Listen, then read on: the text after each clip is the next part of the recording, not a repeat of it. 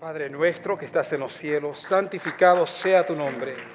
Te damos gracias, Señor, por este tiempo hermoso que nos has permitido de poder alabarte, poder adorarte. Gracias, Señor, por el grupo de alabanza hermoso que nos has permitido poder compartir con ellos y disfrutar de sus voces, de sus talentos. Pedimos que tu gracia y tu favor, que tu Espíritu Santo obre en nuestros corazones, Señor, que nuestros corazones estén listos en humildad para recibir la semilla de tu palabra, para producir mucho fruto para la honra y gloria de tu nombre. Tú eres lo más hermoso que pueda existir, Señor. Tú eres el tesoro escondido. Y te damos gracias por tu amor y por tu palabra y por lo que hiciste en la cruz por nosotros. En tu nombre oramos y en tu nombre celebramos este día. En el nombre de Jesús. Amén. Bienvenidos, hermanos. Qué gusto verlos. Pueden tomar asiento. La verdad, traté muchas veces de no llorar mientras alabábamos al Señor, y mientras arreglo aquí mis notas, mi Biblia, todo eso, quiero decir una palabra que el apóstol Pablo le dijo a Timoteo.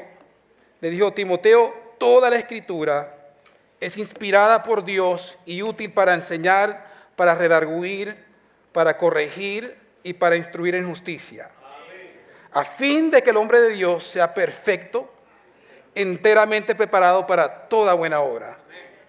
Me pone aquí la contraseña. Me gusta la contraseña de mi esposa, solamente entre ella y yo, porque si no los niños se meten en la computadora. Es nuestro deseo, hermanos, ¿verdad?, que cada persona que está aquí, más que nuestro deseo, el deseo de Dios, que seamos perfectos. ¿Para qué? Para llevar a cabo la obra de Dios. Me llamo Daniel Antonio Montiel, soy su siervo para servirles aquí. Soy el hermano de Luis, somos 5, yo soy el tercero. Soy uno de los líderes de la iglesia, ya tengo ya más de 13 años trabajando junto con mi hermosa esposa, que está por aquí, está con toda la familia. Qué gusto verlos a mis suegros y mis cuñados, como los quiero muchísimo. Gracias por venir esta tarde con nosotros. Y mi esposa y yo servimos junto con nuestros 6 hijos.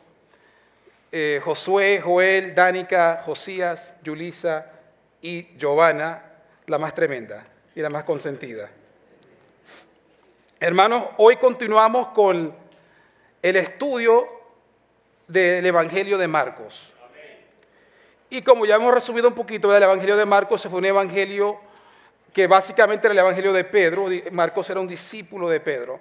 Y hemos aprendido el resumen rápidamente del capítulo 1 al 6, con el diverso talento de personas que han estado predicando. Hemos visto como al principio el Marcos es un evangelio que es de acción desde el principio y empieza con Juan el Bautista bautizando a Jesús, recibiendo la señal de que Jesús era el Mesías de Dios y él preparó el camino para el Señor. Jesús elige a sus discípulos y empieza a predicar la cercanía del reino de Dios y la necesidad del arrepentimiento de pecados y de creer en el evangelio, o la buena noticia, las buenas nuevas, lo que significa evangelio, del griego evangelion, que significa buenas noticias. Entonces, cuando escuchan la palabra evangélico, estamos hablando de las personas de las buenas noticias, de las buenas nuevas del Señor.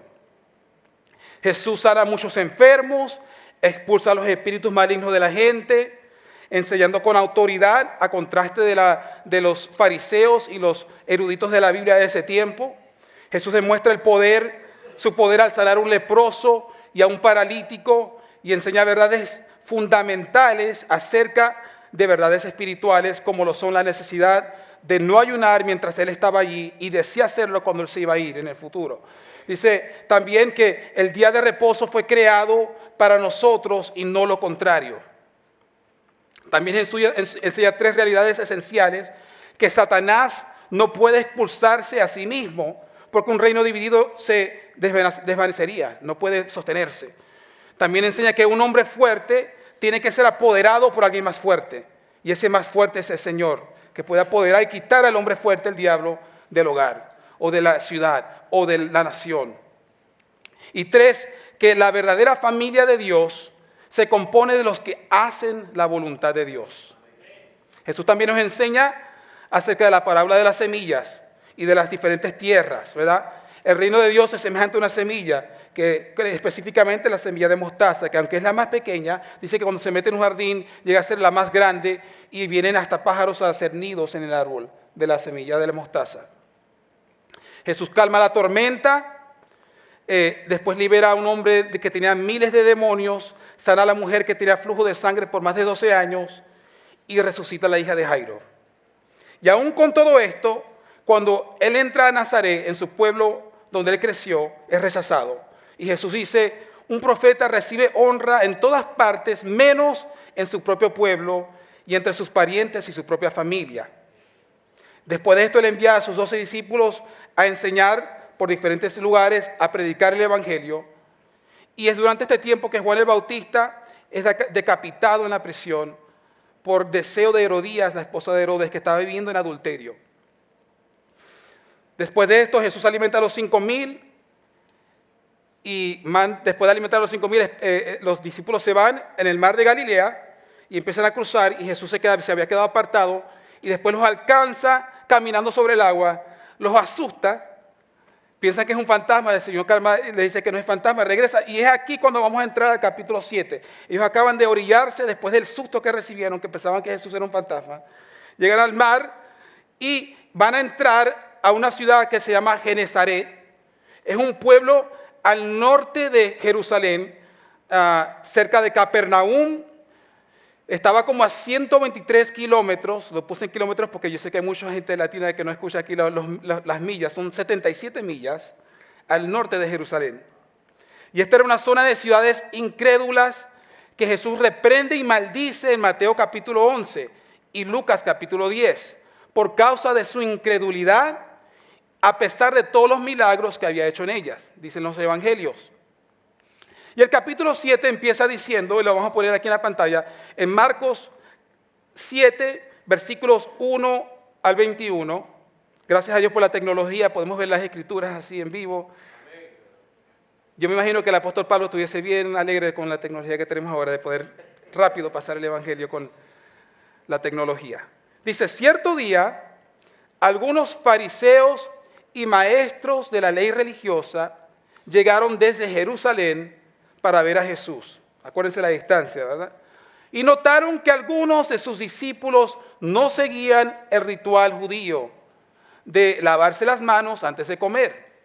Los judíos, sobre todo los fariseos, no comen si antes no han derramado agua sobre el hueco de sus manos, como exigen sus tradiciones antiguas. Tampoco comen nada del mercado sin antes sumergir sus manos en agua. Esa es sola una de las tantas tradiciones a las que se han aferrado, tal como el lavado ceremonial de vasos, jarras y vasijas de metal.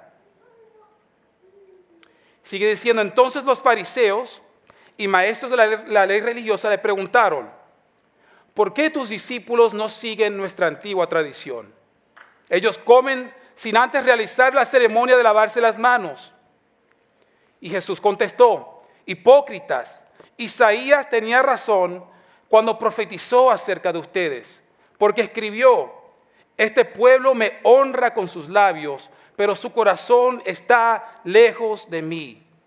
Su adoración es para que siga leyendo, porque enseñan ideas humanas como si fueran mandatos de Dios.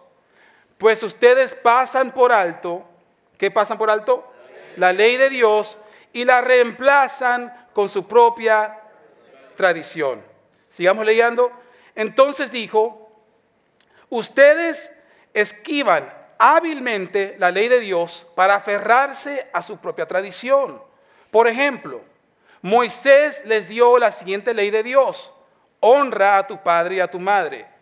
Y cualquiera que hable irrespetuosamente de su padre o de su madre tendrá que morir. Así que pongan atención, jóvenes. Sin embargo, ustedes dicen que está bien que uno les diga a sus padres, lo siento, no puedo ayudarlos porque he jurado darle a Dios lo que les hubiera dado a ustedes. Y de esta manera, ustedes permiten que la gente desatienda a sus padres necesitados. Y entonces, ¿qué dice? Anulan la palabra de Dios para transmitir su propia tradición. Y este es solo un ejemplo entre muchos otros. Vamos a la mitad, sigamos al continuo, al 14. Dice, luego Jesús llamó a la multitud para que se acercara y oyera. Escuchen, todos ustedes, y traten de entender, lo que entra en el cuerpo no es lo que los contamina. Ustedes se contaminan por lo que sale de su corazón. Luego Jesús entró en una casa para alejarse de la multitud y sus discípulos le preguntaron qué quiso decir con la parábola que acababa de emplear. ¿Ustedes tampoco entienden?, preguntó. ¿No se dan cuenta de que la comida que introducen en su cuerpo no puede contaminarlos? La comida no entra en su corazón, solo pasa a través del estómago y luego termina en la cloaca. Al decir eso, declaró que toda clase de comida es aceptable a los ojos de Dios. Y entonces agregó, es lo que sale de su interior lo que los contamina, pues de adentro, del corazón de la persona, salen los malos pensamientos, la inmoralidad sexual, el robo, el asesinato, el adulterio, la avaricia, la perversidad, el engaño, los deseos sensuales, la envidia, la calumnia, el orgullo y la necedad. Todas esas vilezas provienen de adentro. Esas son las que los contaminan. Y quiero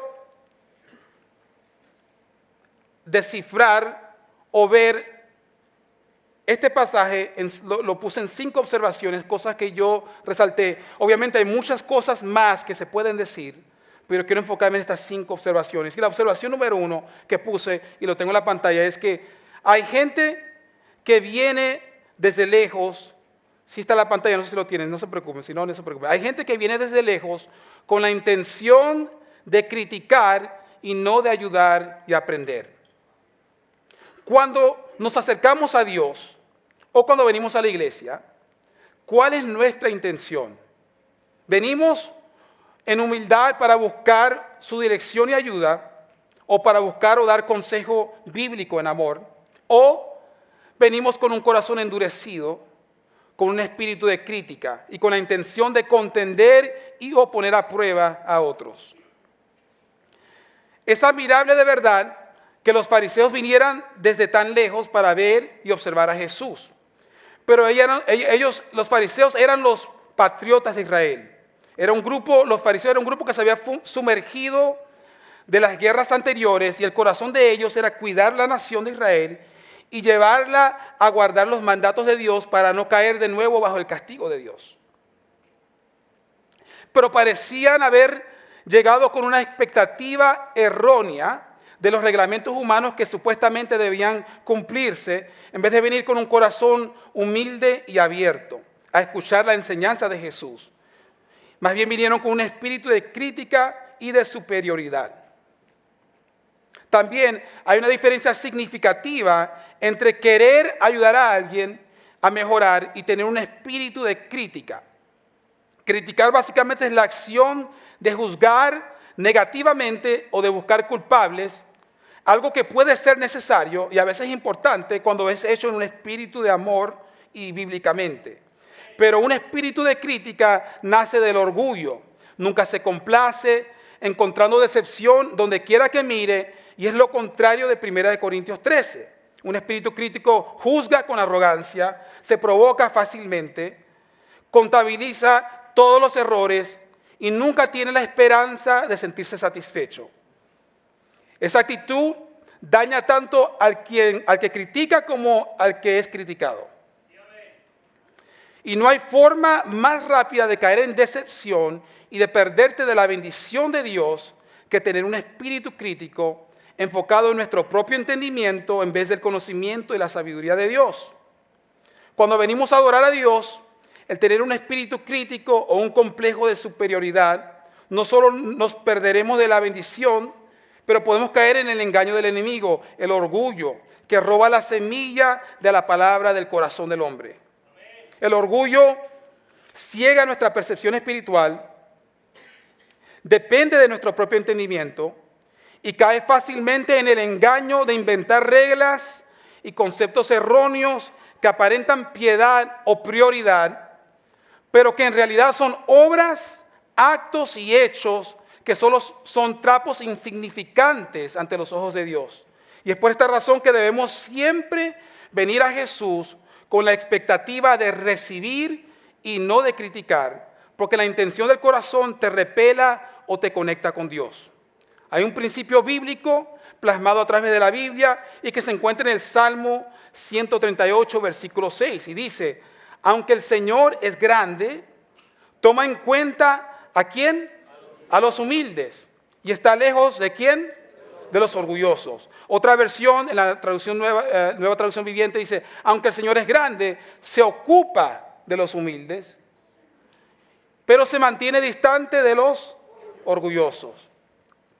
El orgullo nos aleja y repela de Dios, pero en la humildad nos acercamos a Dios. Dios no puede trabajar con un espíritu contrario a su naturaleza.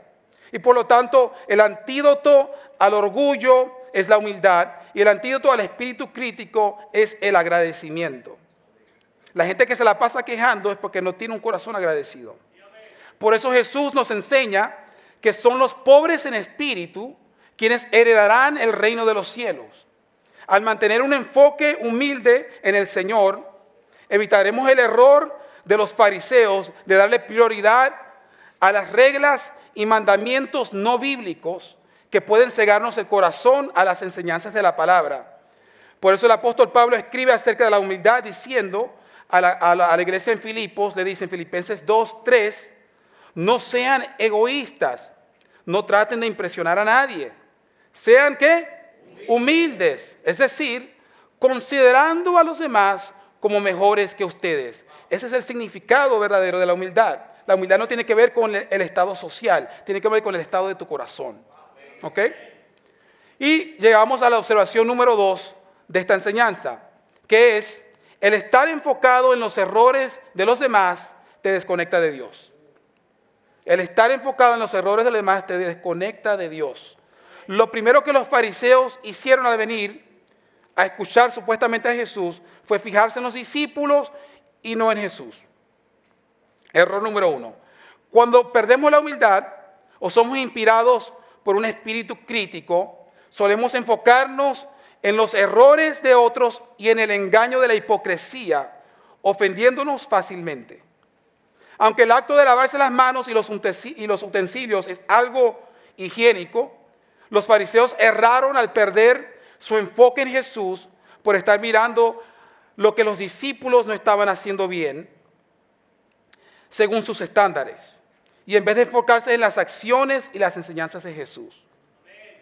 O sea, el estar buscando o estar enfocado en los errores de otros, especialmente al usar reglas o estándares humanos o el mal uso de la Biblia, te conducirá al engaño, a la decepción y eventualmente a formar un corazón endurecido. El salmista escribió en el Salmo 118, versículos 8 al 9, dice: mejor es confiar ¿en quién? En el Señor, en Dios, en Jehová, que confiar ¿en quién? En los hombres. Mejor es confiar en Dios, en el Señor, que confiar en los poderosos. En Proverbios 28, 14 también reitera la misma verdad. Dice: bienaventurado el hombre que siempre teme a Dios, pero el que endurece su corazón caerá en el mal. Otra vez, pero el que endurece su corazón, mucho mejor, excelente. Y por esto, enfoquémonos en Dios y no en el hombre. ¿Ok? El que se pierde de la sanidad y la bendición de Dios somos nosotros al tener un corazón endurecido. Entristece a Dios, pero Dios no pierde nada de nosotros. No dependas en un hombre o una institución para tu salud y estabilidad espiritual. Yo admiro mucho a mis padres, pastores y otros líderes que en el pasado me han ayudado a formar en el conocimiento de Dios. Pero a lo largo, mi salud y mi estabilidad espiritual no depende de la estabilidad espiritual o moral de ninguna persona, sea la de mi padre o de mi madre o del pastor o de ningún otro líder religioso ni de ninguna organización. O sea, yo no me voy a apartar del Señor por causa de la deficiencia o la falla de otro ser humano, o un grupo, o una institución religiosa. Hay muchos que fácilmente son decepcionados de esta manera por tener un enfoque en otros en vez de en Dios. Se excusan de la hipocresía percibida en otros, totalmente negando ver su propia hipocresía.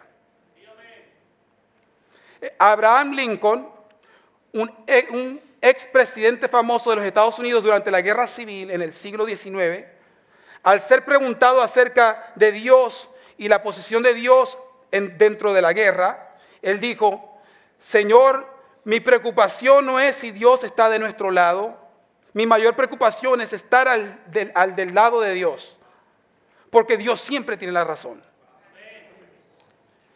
Y hay una anécdota donde una señora se acerca a su pastor. Déjame agarrar aquí mi té, como hace el pastor Luis. Dice, hay una señora que se acerca a su pastor y le dice: pastor, ya no quiero congregarme más en su iglesia. Y el pastor pregunta: ¿pero por qué? Y la señora dice: vi una mujer chismeando, a un hombre tatuado, el equipo de oración estaba bromeando, hay personas mirando su teléfono durante el servicio, entre tantas otras cosas que están mal en su iglesia.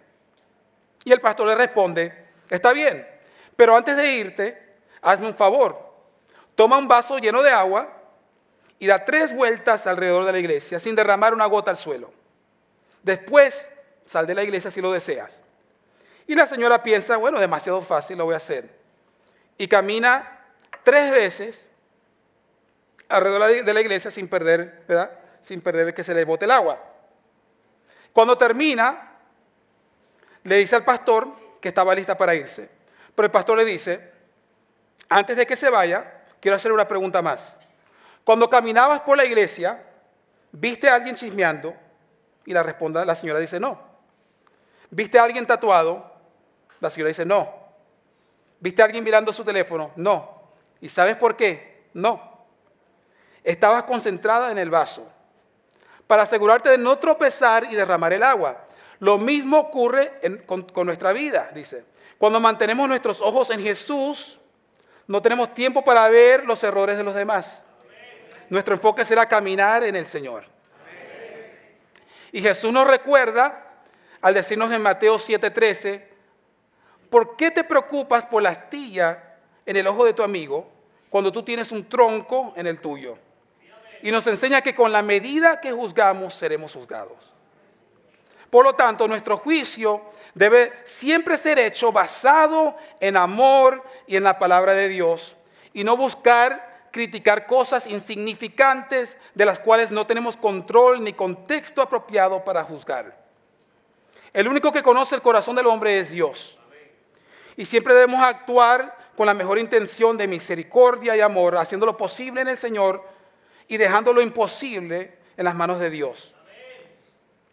Y al enfocarnos y mantener la mirada en el Señor, no caeremos en la trampa de la desilusión, la decepción y la ofensa. Cosas que en vez de ayudarnos a crecer...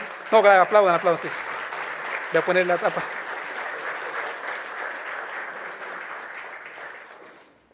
Discúlpenme que yo hablo mucho y a veces no sé parar.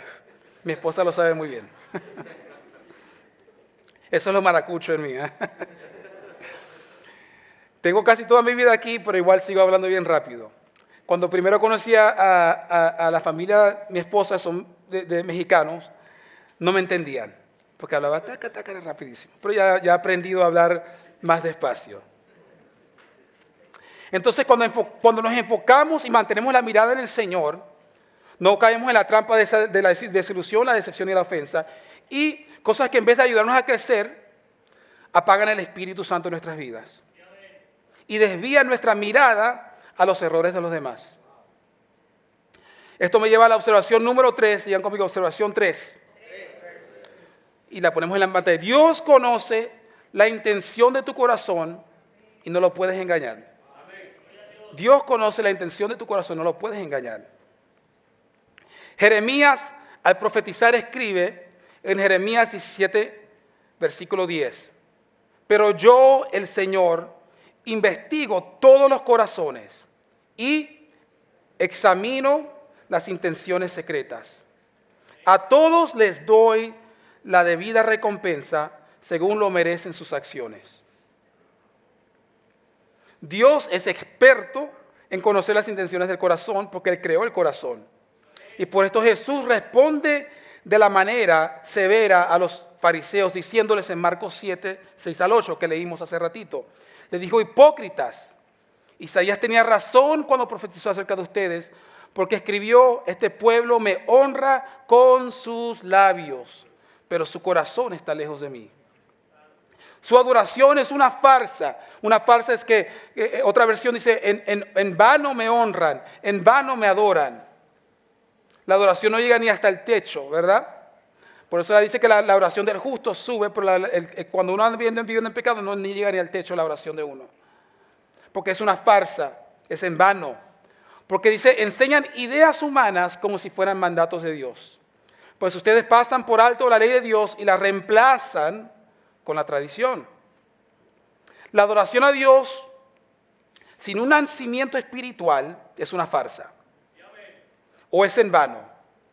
Por lo tanto, todo acto religioso en servicio a Dios sin un nacimiento espiritual es inútil y no te puede salvar. Solo es apariencia de piedad sin ningún resultado actual. Esta verdad queda claramente marcada cuando el apóstol Juan escribe las famosas palabras de Jesús al estar hablando con el fariseo Nicodemo en la noche y le dijo: te digo la verdad, a menos que nazcas de nuevo, no puedes ver el reino de Dios. Y después un poquito más adelante le dice: te digo la verdad, nadie puede entrar al reino de Dios si no nace del agua y del Espíritu. Hay dos verdades profundas ahí y no voy a entrar en eso, pero el ser humano necesita renacer por medio del Espíritu de Dios para poder verdaderamente ver el reino de Dios y poder entrar al reino de Dios. Jesús le contesta a Pilato antes de ser crucificado diciéndole en Juan 18:36, mi reino no es un reino terrenal. Si lo fuera, mis seguidores lucharían para impedir que yo sea entregado a los líderes judíos, pero mi reino no es de este mundo. Por eso Jesús enseñó que los que adoran al Padre deben adorarlo en espíritu y en verdad, porque Dios es espíritu. Entonces mi pregunta, hermano, es: ¿eres un hijo de Dios? ¿Has nacido de nuevo? ¿Eres parte del reino de Dios? Una de las señales primarias y más obvias de una persona que ha nacido de nuevo es que su corazón desea agradar y obedecer a Dios. Una persona que ha nacido de nuevo no quiere ni se deleita en el pecado, sino que busca apartarse de él y vivir en rectitud, en santidad y en humildad.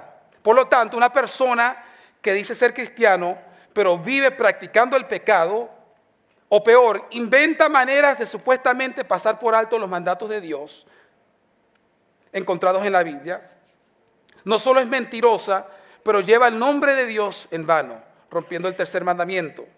Por eso el apóstol Pablo exhorta a la iglesia de Galacia, escribiéndoles en Gálatas capítulo 6, versículos 7 al 8, dijo: no se dejen engañar, nadie puede burlarse de la justicia de Dios.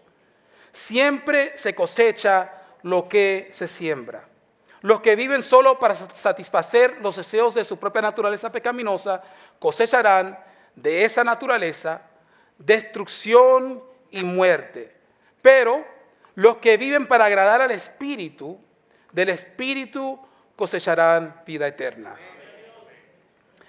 En nuestro grupo de vida, este miércoles pasado, el día de la celebración del amor, hablé acerca del significado del amor bíblico y culminé con el pasaje de la primera carta de Corintios en el capítulo 13, el famoso capítulo del amor.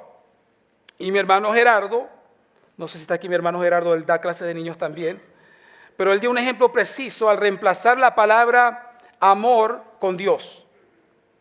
Algo que es factible en la Biblia porque aprendemos que Juan dice que Dios es amor.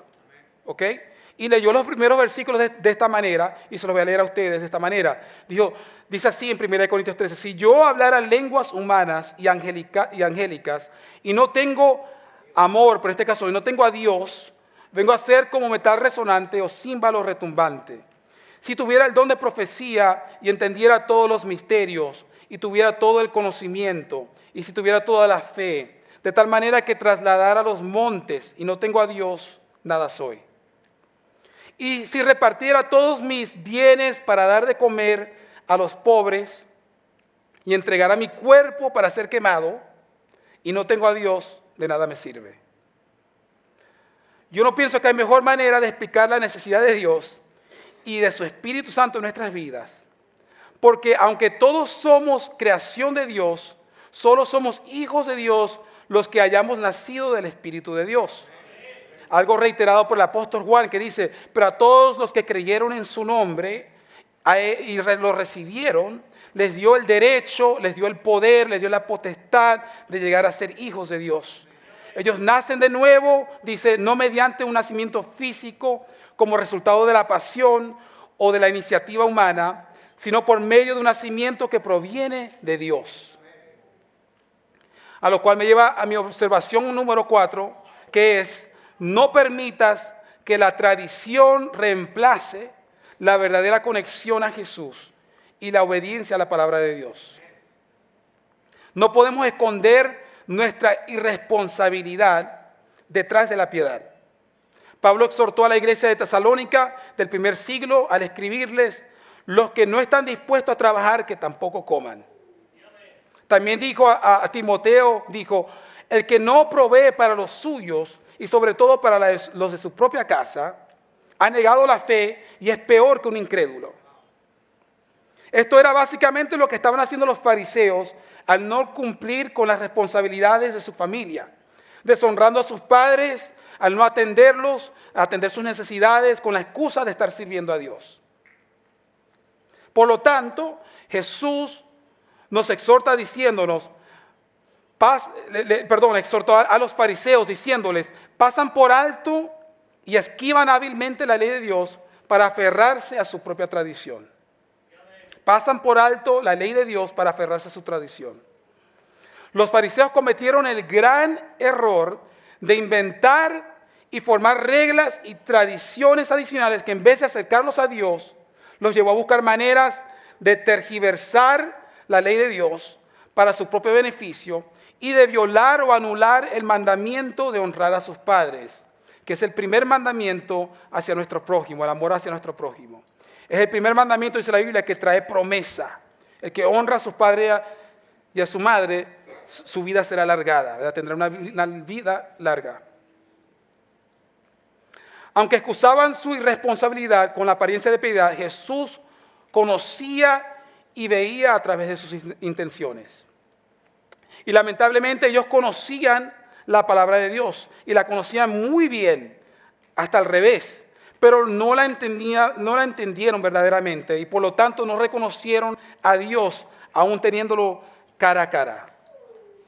Muchas veces las tradiciones y costumbres que tenemos o que nos enseñaron, sean religiosas o no, se convierten en piedras de tropiezo para tener un encuentro con Dios o permitir que Dios obre en la vida de nosotros o en la vida de otros. Cualquier evento, cualquier tradición o persona que tenga prioridad sobre las prioridades y principios bíblicos se convierte en un ídolo y por lo tanto es una piedra de tropiezo para tu relación con Dios. Y mi pregunta para ustedes es, ¿qué te está impidiendo entregarte a Jesús? ¿Qué te impide tener un encuentro con el Espíritu Santo?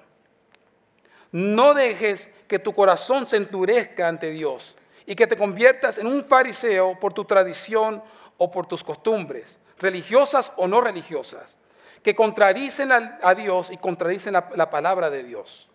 Jesús exhortó al pueblo y nos exhorta hoy diciéndonos, pidan y se les dará. Buscan y encontrarán. Busquen y encontrarán. Llamen y se les abrirá. Y dice Jesús, porque todo aquel que pide, recibe. El que busca, encuentra. Y al que llama, se le abre. Y sigue diciendo, pues si ustedes que son malos, hablando a la gente que le enseñaba, saben darles cosas buenas a sus hijos, con mayor razón el Padre Celestial dará al Espíritu Santo a quienes se lo pidan. La realidad es que nadie puede salvarse de la ira y condenación de Dios excepto por medio de la sangre y el sacrificio de Jesucristo en la cruz. Todos hemos pecado y caemos corto de la gloria de Dios, pero gracias a Él podemos renacer de nuevo por el Espíritu y adorarlo verdaderamente de corazón. Porque como dijo Jesús, es necesario que los que lo adoren, ¿verdad?, lo adoren en espíritu y en verdad. El profeta Ezequiel, inspirado por el Espíritu Santo, escribe lo que Jesús vino a hacer en su primera venida. En Ezequiel capítulo 36, versículo 26 al 27, que dice: les daré un nuevo corazón y derramaré un espíritu nuevo entre ustedes. Quitaré ese corazón de piedra que ahora tienen y les pondré un corazón de carne. Infundiré mi espíritu en ustedes y haré que sigan mis estatutos y obedezcan mis leyes. Hablando del justo, el salmista escribe en el Salmo 37, que también está en la pantalla, dice: en su corazón habita la ley de su Dios, por eso sus pies nunca resbalan. Estaba específicamente hablando del hombre justo, el hombre que se aferra a la palabra de Dios. En su corazón habita la ley de su Dios, por eso sus pies nunca resbalan. Muchas personas que dicen ser cristianas, la verdad no lo son. Son solo simpatizantes del cristianismo porque no han nacido de nuevo.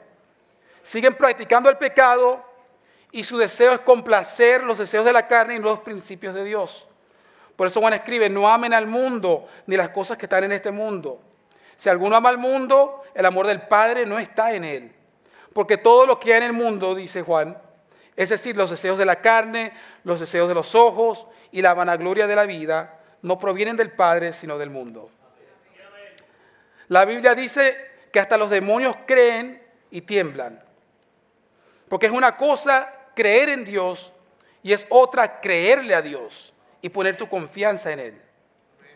Así como una persona al aventarse de un avión se pone el paracaídas, también nosotros tenemos que ponernos a Jesús para salvarnos del rumbo natural de la caída espiritual en la cual nacemos. El paracaídas no solamente se dice yo creo en el paracaídas, uno se lo pone para que sea efectivo. Así de igual manera viene el Espíritu Santo en nuestras vidas, nos ponemos, nos vestimos del amor de Dios por su misericordia. Y ahora llego a mi observación, última observación número 5. Y puse: la verdadera contaminación espiritual nace y sale de nuestro corazón. Aunque sí es importante cuidar lo que comemos y lo que hacemos, ya que nuestro cuerpo es el templo del Espíritu Santo, al final de todo, lo que nos contamina espiritualmente es el pecado que nace del corazón. Por lo tanto, debemos cuidar nuestro corazón al alimentar nuestra mente con la palabra de Dios y no hacerlo pasar ayunos largos sin su palabra. Por eso la práctica de venir a la iglesia es importante, la práctica de convivirnos con otros hermanos y practicar la palabra de Dios, leerla, es importante. ¿Sabían que el mismo Satanás fue contaminado en su corazón? Uno de los pasajes famosamente atribuidos a él se encuentra en Isaías capítulo 14, versículos 12 al 13, que dice así: ¿cómo caíste del cielo, lucero de la mañana? Otras traducciones dicen Luzbel o Lucifer, el famoso nombre. Ese es lo que significa lucero de la mañana, Lucifer. ¿Cómo caíste por tierra, tú que derrotabas a las naciones? Y después dice: tú que en tu corazón decías,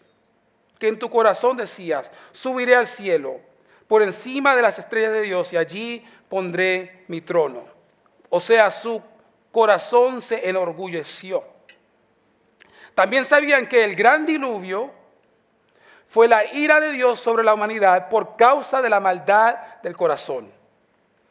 Fíjense lo que escribió Moisés en Génesis capítulo 6, versículo 5.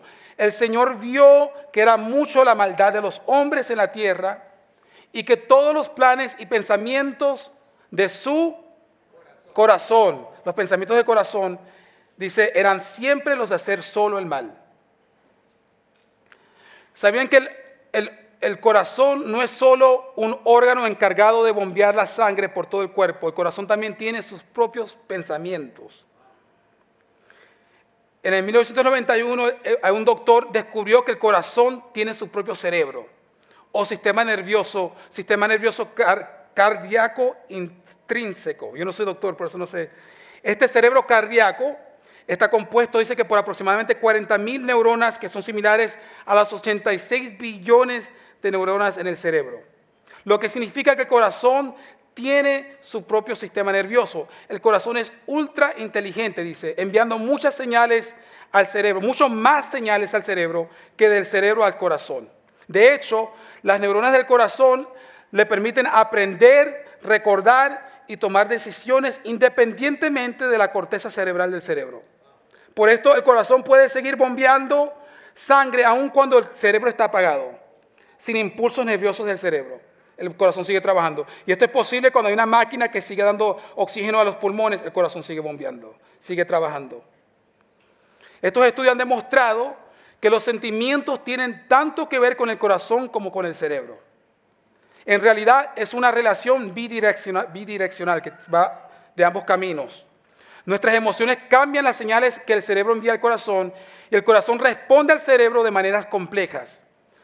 Y además, algunos investigadores creen que es posible que los órganos de un donante conserven e incluso hasta transmitan las características y experiencias de su propietario original al nuevo receptor cuando hay un trasplante de corazón.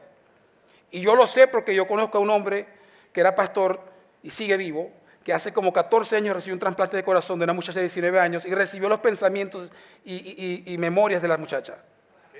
Increíble, increíble. El pastor Denny Rogers. El corazón no solamente es un órgano, tiene su cerebro. Y por eso la Biblia habla tanto de que amarás al Señor con toda tu mente, con todas tus fuerzas, con todo tu corazón, ¿verdad? Con toda tu alma. En Proverbios 3:5 dice, confía en el Señor de todo corazón y no te apoyes en tu propia prudencia. Proverbios 4:23 dice, cuida tu corazón más que otra cosa, porque Él es la fuente de la vida. Y Jeremías 17, el profeta Jeremías escribió en Jeremías 17, 9 al 10, engañoso es el corazón más que todas las cosas y perverso. ¿Quién lo conocerá? Dice Jehová, yo Jehová, que escudriño la mente, que pruebo el corazón, para dar a cada uno según su camino, según el fruto de sus obras. Y quiero en este momento invitar al grupo de alabanza que me acompañe mientras terminamos y concluimos. El rey David escribe al final del hermoso Salmo 139, en el versículo 23, diciendo, Señor, examina y reconoce mi corazón. Pon a prueba cada uno de mis pensamientos, haciendo esa conexión de la mente y el corazón. Nuestro corazón debe ser entregado al Señor. Cuando alimentamos nuestra mente y nuestros ojos con cosas que contradicen los principios de Dios, los principios de la Biblia, abrimos la puerta de nuestro corazón al engaño y a la influencia de los deseos carnales, o peor aún, la influencia diabólica y siniestra de espíritus malignos o demonios. La carta de Santiago nos advierte diciendo, al contrario, cada uno es tentado cuando se deja llevar y seducir por sus propios malos deseos, que nacen ¿de dónde? Del corazón. El fruto de esos malos deseos, dice Santiago, una vez concebidos, es el pecado. Y el fruto del pecado, una vez cometido, es la muerte. Pablo exhorta a la iglesia de Corintios diciéndolos, ¿acaso no saben que los injustos no heredarán el reino de Dios? No se equivoquen. Otra vez dice, no se dejen engañar. Ni los fornicarios, ni los idólatras, ni los adúlteros, ni los afeminados, o los que se prostituyen, ni los que se acuestan con hombres, otra palabra para decir homosexuales, ni los ladrones, ni los ávaros, ni los borrachos, ni los mal hablados, ni los estafadores, heredarán el reino de Dios. Aunque el mundo diga, sigue tu corazón, no sigas tu corazón, siga a Jesús. Porque solo Él tiene las palabras de vida eterna y tiene el poder para salvarte del pecado y de la condenación. Solo Jesucristo te puede salvar, sanar y restaurar. El nombre hebreo de Jesús, Yeshua, literalmente significa, la palabra Yeshua significa de Jehová, Yahová, Yeshua es salvación, Jehová salva, Dios salva. Al clamarle a Jesús está diciendo, sálvame, Señor, sálvame, Dios. Todo aquel que invocare el nombre del Señor será salvo, escribió el apóstol Pablo. Al creer en tu corazón serás justificado y al confesar con tu boca serás salvo. Dice Pablo, más que dice, cerca de ti está la palabra en tu boca y en tu corazón. Y esta es la palabra de fe que predicamos, que si confesares con tu boca que Jesús es el Señor y creyeres en tu corazón que Dios lo levantó de los muertos, serás salvo. Porque con el corazón se cree para justicia y con la boca se confiesa para salvación. Hermanos, quiero invitarlos a que oren conmigo lo que dice el Salmo 51. El Salmo 51 fue un salmo que escribió el rey David cuando pecó cometiendo asesinato, cometiendo adulterio y después asesinato, y fue confrontado por el profeta Natán. Expuso el pecado, y lo importante aquí fue que David no actuó mal, sino que se arrepintió, se humilló delante de Dios.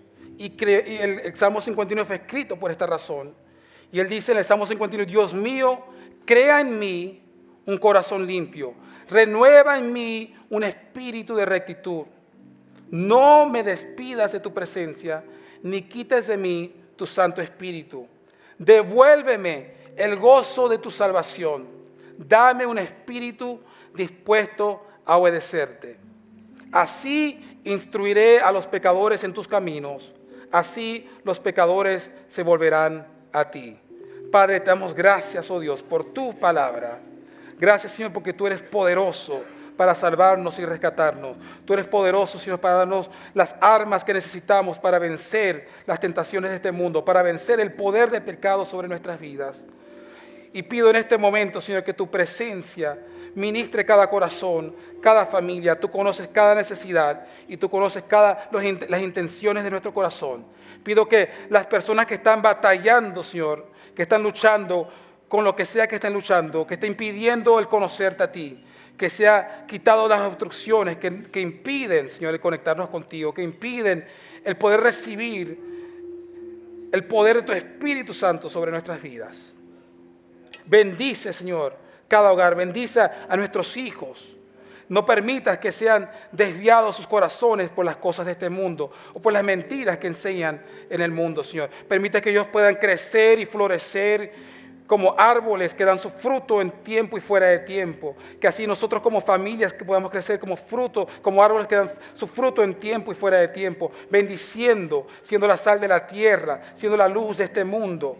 Trayendo la luz en medio de la oscuridad para que la gente pueda ver tu luz y acercarte a ti, Señor, y recibir tu bendición, recibir tu palabra, recibir tu sanidad, tu restauración. Te damos gracias, Señor. Te damos gracias por tu amor. Gracias por tu palabra. Tú mereces toda la honra y la gloria. Te adoramos, oh Jesús. Amén.